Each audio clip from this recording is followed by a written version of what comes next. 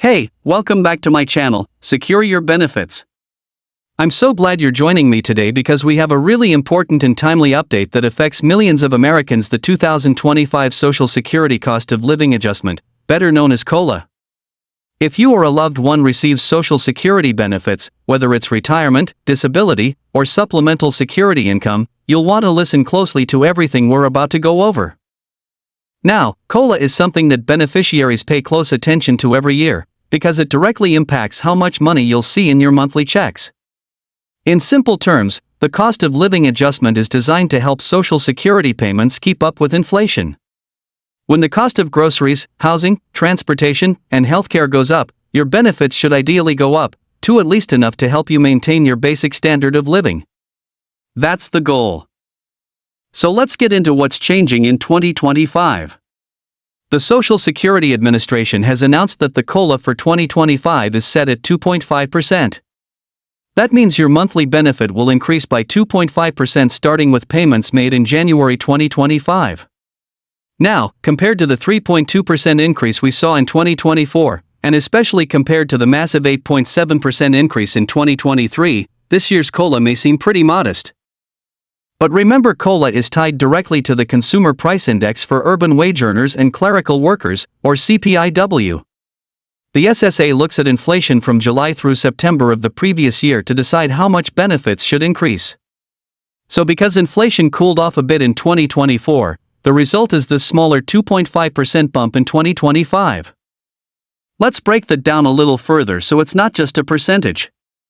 For the average retiree, this 2.5% increase means you'll get about $49 more per month.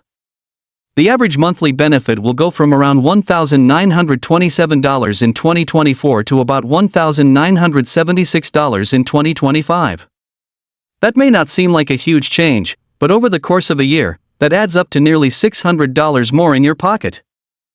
Now, if you're receiving supplemental security income, also known as SSI, your checks will also go up. For individuals, the maximum monthly federal SSI payment will rise from $943 to approximately $967. For couples, it will increase from $1,415 to around $1,450. And if you're receiving both SSI and Social Security retirement or disability benefits, you'll see a combined increase reflecting both programs. It's also important to remember that many states supplement SSI payments, so your actual monthly amount might be even higher depending on where you live. So that's the basic math. But what does this mean in real life? A lot of experts, including those who advocate for seniors and low-income Americans, have raised concerns that even with this increase, benefits still aren't keeping up with the true cost of living, especially when it comes to things like housing, prescriptions, food, and utilities. In fact, according to the Senior Citizens League, older adults have lost roughly 36% of their purchasing power since 2000. That's a pretty big gap. It means that although your checks are going up, they're not stretching as far as they used to. Healthcare is a major concern, too. While COLA adjustments try to account for inflation broadly, they don't specifically track the cost of Medicare premiums. So if your Medicare Part B premium increases, which it usually does, a portion of your Social Security increase could be eaten up by healthcare costs before you even see it. In 2025, early estimates suggest that the standard Medicare Part B premium could rise again from the current $174.70 per month to around $179 or more, depending on final calculations from the Centers for Medicare and Medicaid Services later this year. There's also another part of the conversation we need to discuss: taxes and income limits. In 2025, the maximum amount of earnings subject to Social Security payroll taxes has increased to $176,100. That's up from $168,600 in 2024. This change mostly affects high-income earners who are still working, but it also reflects broader wage growth and inflation trends across the country. Meanwhile, if you're collecting Social Security and still working but haven't yet reached your full retirement age, there are earnings limits you should know about. In 2025, if you're under full retirement age, you can earn up to $23,400 a year without impacting your benefits. If you go over that amount, Social Security will deduct $1 in benefits for every $2 you earn above the limit. For those reaching full retirement age in 2025, the limit is $62,160, and the deduction is $1 for every $3 earned over the limit, but only for the months before your birthday. Once you hit your full retirement age, those earnings limits go away entirely. So far, we've talked about the actual numbers, but I want to take a moment to talk about what this all means emotionally and practically for so many of you watching. At Secure Your Benefits, I hear from people all the time who are doing everything they can just to keep their heads above water. You've paid into the system your entire lives. You've worked hard, raised families, served your communities, and now in retirement or disability, you're depending on these benefits to provide a sense of security.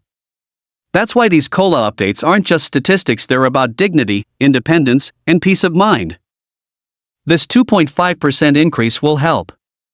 But let's be real, for many people, it's not enough. Rents are climbing, groceries are more expensive than ever, and utility bills seem to go up every year. For older Americans living on fixed incomes, every dollar matters. And unfortunately, Social Security wasn't originally designed to be the sole source of income for retirees. It was meant to supplement pensions and savings.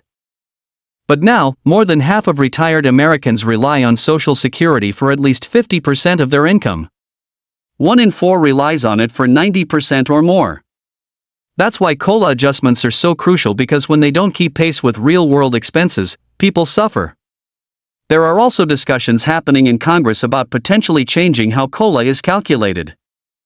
Some lawmakers and advocacy groups argue that the current SSDI formula doesn't accurately reflect the spending habits of older adults, especially since it places less weight on healthcare costs, which are a major part of seniors' budgets.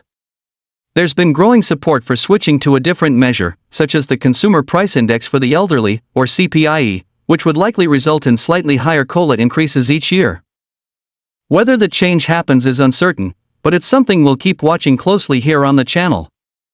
Looking ahead, the early estimates for the 2026 COLA suggested might be even lower than this year's, possibly around 2.4%. Of course, that's just a projection, and it could change depending on how inflation behaves throughout the rest of 2025. But if inflation continues to stabilize or decrease, we can expect COLA increases to follow that trend. It's a double-edged sword. Lower inflation is good for the economy, but it also means smaller Social Security raises. So, what can you do to stay ahead? The most important thing is to stay informed and proactive. Make sure your information with the Social Security Administration is up to date. Review your annual Social Security statement. Explore other benefits and programs you might qualify for, such as SNAP, Medicare savings programs, or property tax relief in your state. Every little bit helps. And of course, keep watching and subscribing to Secure Your Benefits. We're here to break down the changes, answer your questions, and make sense of what's happening so that you can make informed decisions about your financial future.